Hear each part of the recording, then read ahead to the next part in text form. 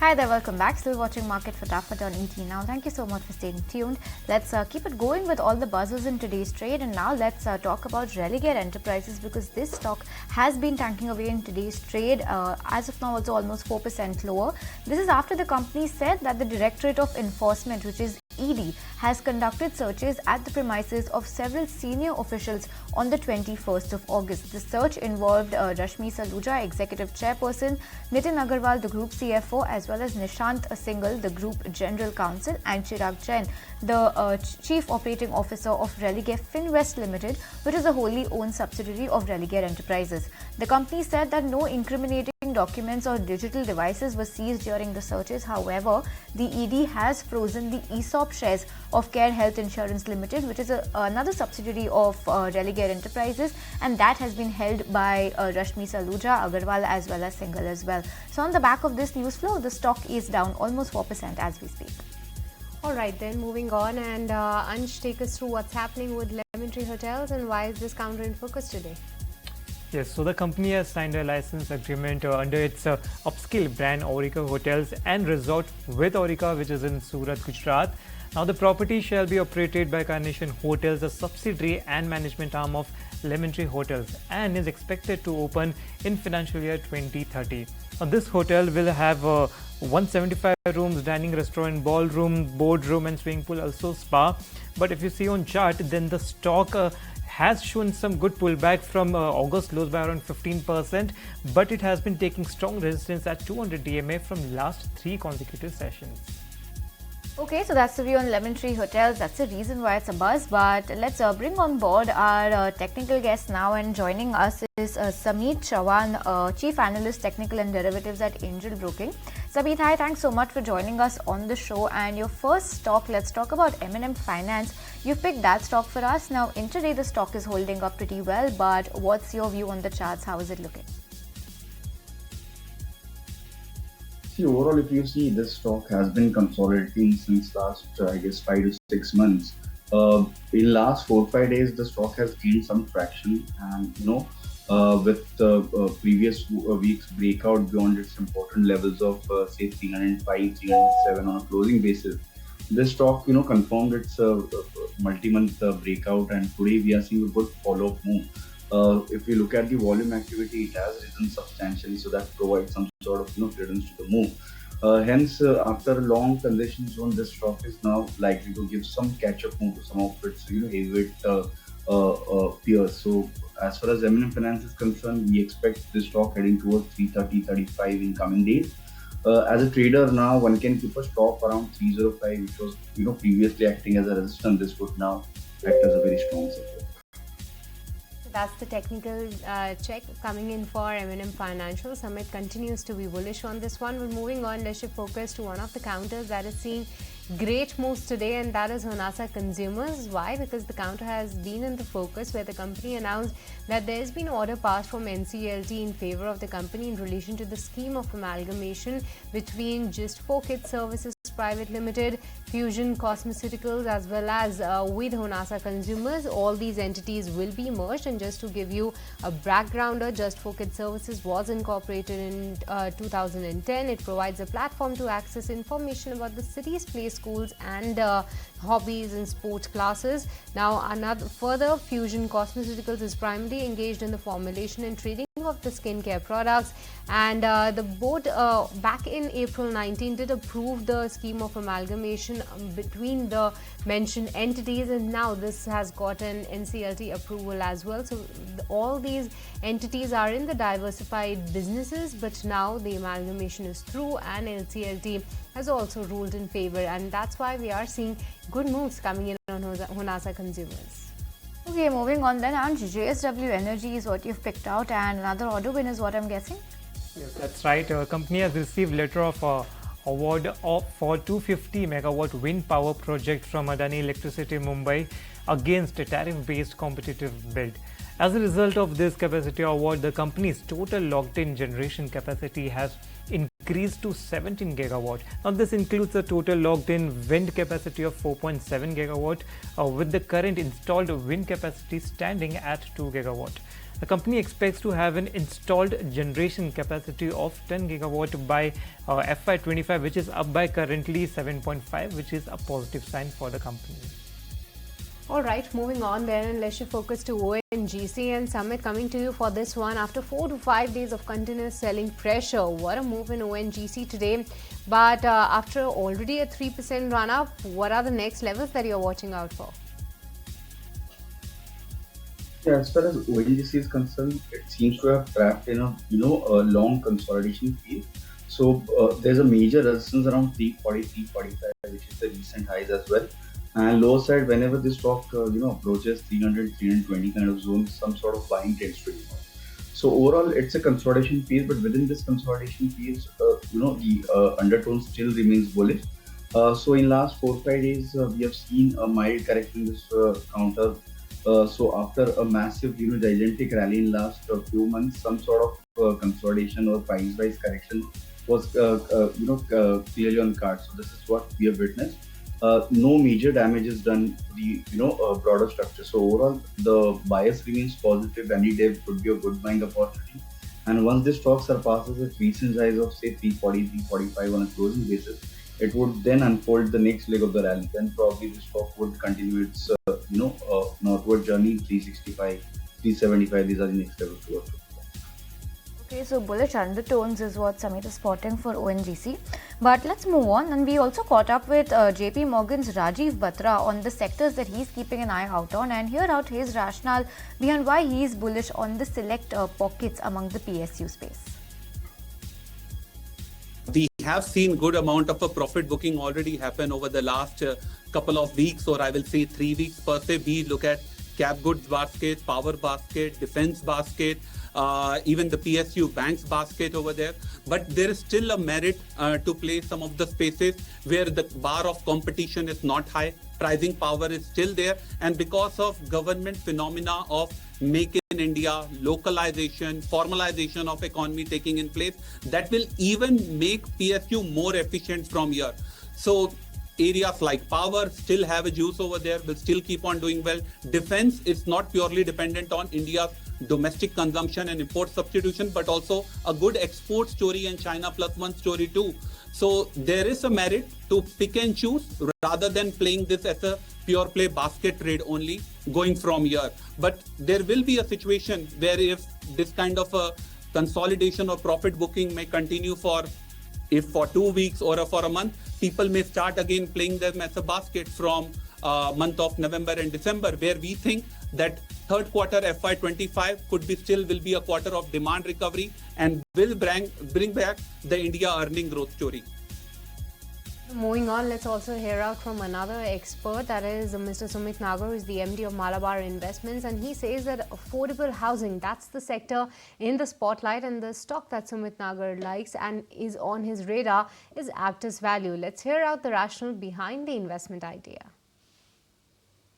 In affordable housing finance area, especially in southern part of the country, they are the biggest player, right? So the likes of SBI, PNB, they're generally not operating in affordable housing finance area because it's a very tough underwriting. The ticket size of the loan is, at a much higher rate. Mm-hmm. And that's the reason why Aptus has continued to grow more than 20% every single year going back a decade. This is a very underpenetrated area. Mm-hmm. And that's where the opportunity lies. You have the strongest player in in one region of the country. They can potentially expand contiguously, beyond there. Long runway for growth. There is competition, but they are by far the most efficient player in that market, and it reflects in their financials. Like if you look at their ROA, they are best in class. Nobody comes even close. So that's the opportunity, right? Having said that, it was true a year ago. It was true 2 years ago as well, right? The markets haven't appreciated that, and it hasn't done well. But it doesn't mean the value is not accruing. Mm-hmm. They've continued to grow their earnings at a pretty rapid rate. The book continues to grow. ROE keeps improving. And eventually, at some point, market will take notice. All right, on that note, we'll slip into a short break on Market Fatafat. When we return, we'll be continuing our talk about all the stocks that are abuzz today, so you stay tuned.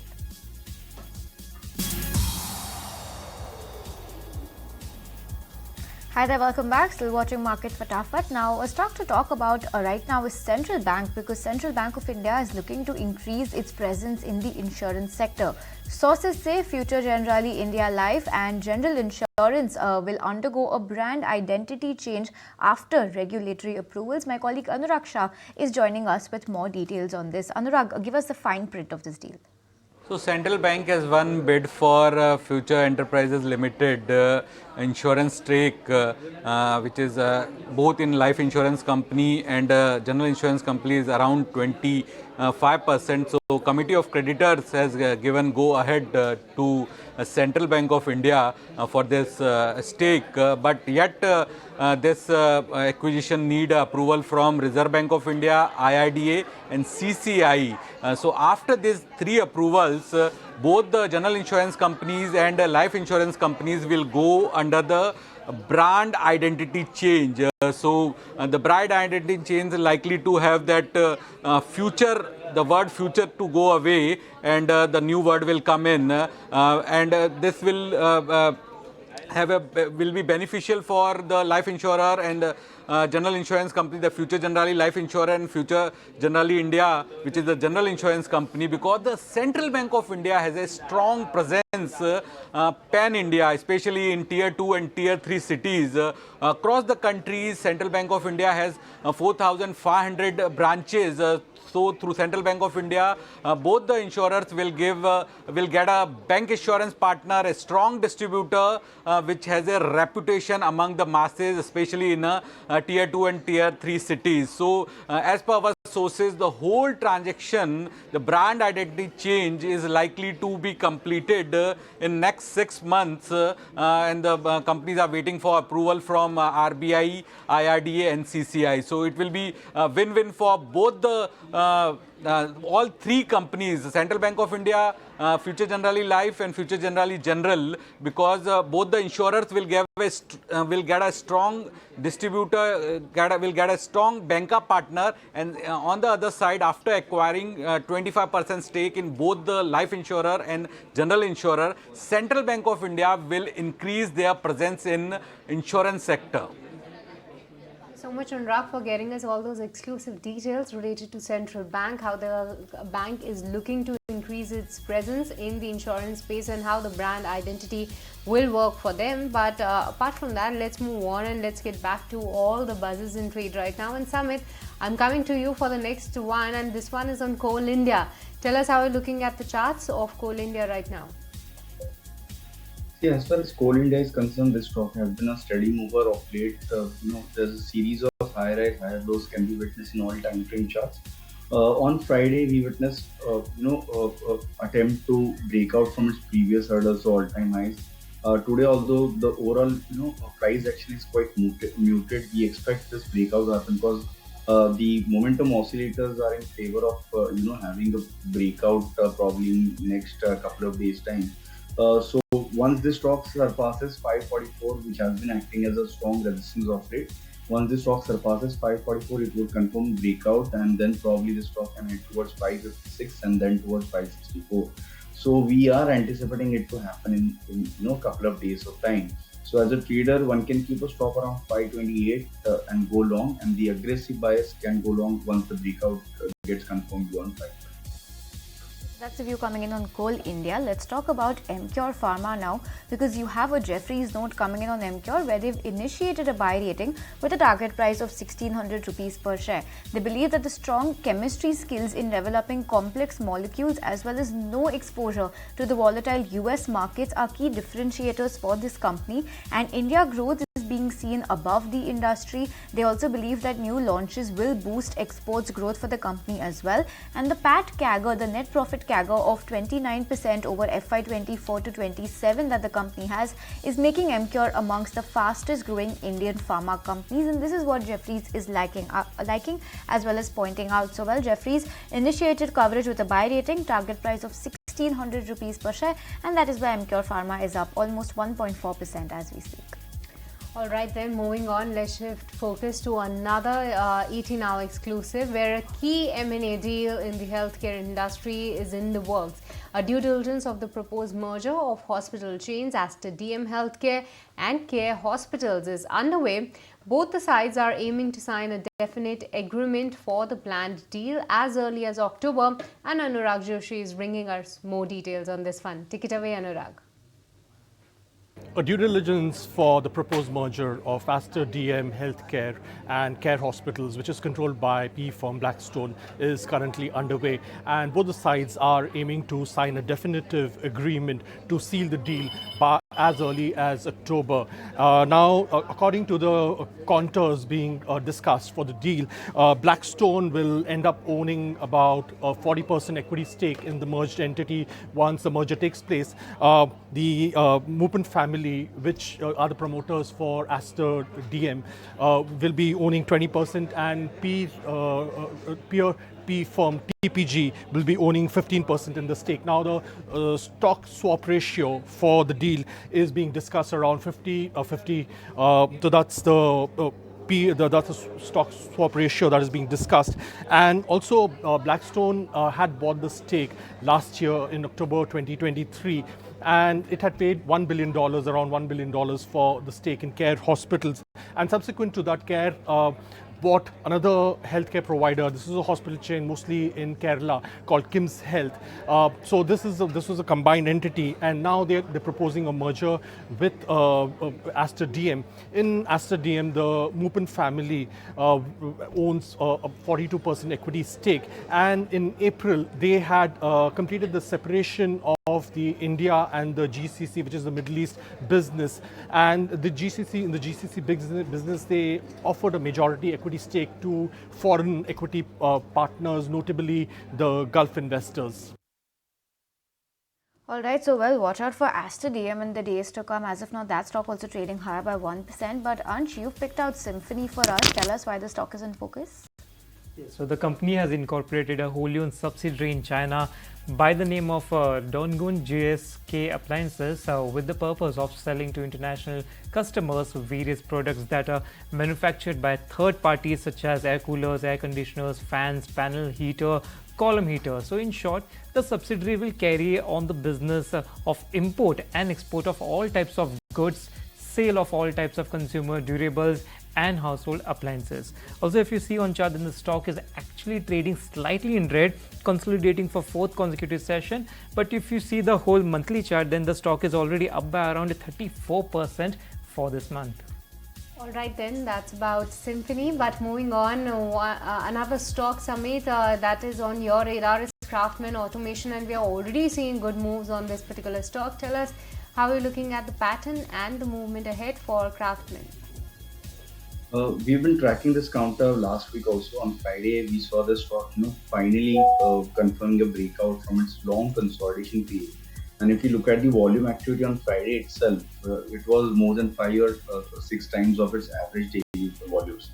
But today, the kind of follow-up move that we witnessed ever since the stock gave a gap of opening and then followed that move another 8 to 10%. So this stock has now confirmed its breakout on all time frame chart, whether it's daily, weekly or monthly chart. And if you look at the volume activity, this particular price action is backed by sizable volume, so that provides some sort of credence to the move, and hence we expect continuation of this up move probably in next couple of weeks time. Although the stock has come off a bit from morning highs, this would provide an excellent buying opportunity. So around 6,300, 6,200, one can go long with a stop around say 5,650. It's a positional view, and we would expect this stock first heading towards 6,800. And with a couple of months time, will not be surprised to see when this stock surpassing 7,000 mark.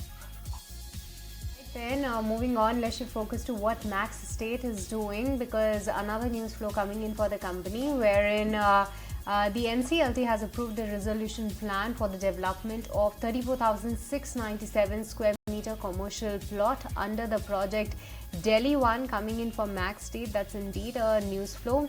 Positive news flow coming in for Max Estate, and what we are seeing is that the stock is holding on to the gains of 6% right now. Okay, so Max Estates gaining smartly in today's trade. But Sameet, you've picked out Bajaj Finserv for our viewers. Now, if I take a look at the charts in the past, 1 month, 6 months, YTD, all single-digit gains coming in. Are you penciling in a pickup in the momentum at which the stock is growing, or what's your view coming in here? Yes, stock has done nothing in last 6 odd months, but now we are likely to see some catch up more in this counter. In last 4 or 5 trading sessions, stock has already given a V-shaped recovery from the levels of 1520, and with today's massive price up move, stock has given a breakout from its recent consolidation phase. Technically speaking, we can see a breakout of V pattern also on daily time frame charts. Volumes have been quite robust, so we expect now this the stock seems to have come out of its long transition phase, and from here on, we are likely to see some action in this particular counter. Stock is likely to find its mojo back, and 1730, 1740, these are the immediate levels to watch out for. But once the stock surpasses 1740, we could see the stock even heading towards it. Coming in on Bajaj Finserv, but moving on, Ansh, let's talk about the auto bank major Uno Minda and tell us what's the news flow out here. Yes, so a joint venture between Tokai Rika of Japan and the company has announced opening of its new manufacturing plant, which is located in Rajasthan with an annual production capacity of around 384,000 units per month. Now, this new plant will manufacture smart keys, shift levers, seat belts and other product as may be required for future business expansion. Also, if you see on chart, then the stock has actually given an up move of around 30% from that August lows, but in last 3-4 sessions we are seeing some correction of around 6%, which could be seen as just profit booking. Alright, let's also shift focus and talk about a stock that has seen some significant gains coming in over the last 1 year, and Sameet, that is Tata Motors. 1 year almost 81% higher is where that stock has gone up. Are you still seeing a further up move continuing for the stock, or now do you think it's time for some slowdown? So as of now, we are not expecting a major breakout as such, but at least if you see its daily time frame chart, stock is trapped in a very wide range, 1180 on the higher side and 1000 on the lower side. So whenever this stock reaches 1000, some sort of buying tends to happen. And recently, we have already seen a gradual recovery in this counter, and the kind of price action we have been witnessing since last couple of days. It seems that within this consolidation also, the stock is likely to trade with positive bias. So with clearly a 2 to 3 days kind of view, momentum traders can look to buy this counter with a stop around say 1076, and we are not expecting major move as such, but another 2 to 3% move clearly on card. So the view coming in from Tata Motors, but let's talk about Transport Corporation of India, TCI. That stock fell over 6% intraday due to profit booking after the stock hit an all-time high on Thursday, following the company's announcement of its first ever buyback proposal. Remember, the board had met on 24th of August to consider a buyback of its equity shares, and the company also approved a share buyback up to 159 crore rupees. They intend to repurchase up to 13.33 lakh fully paid up equity shares, which carry a face value of 2 rupees through this process, and the buyback price has also been fixed at 1200 rupees per share. Following the proposal, the shares of TCI rose around 19% to hit an all-time high on the 22nd. However, profit booking took place subsequently, and the stock ended 1.4% down in the previous session on Friday. And even if you take a look right now, almost 5% lower is where the stock is at. All right, that's about TCI. But with this, viewers, it's time's up in this edition of Market Fatafat, and with this, would like to thank Ansh as well as Sameet for joining us today and highlighting all the buzzers in trade right now for our viewers. But with this, it's a goodbye from me and Slingy and the entire team who put this show together. Thank you so much for watching.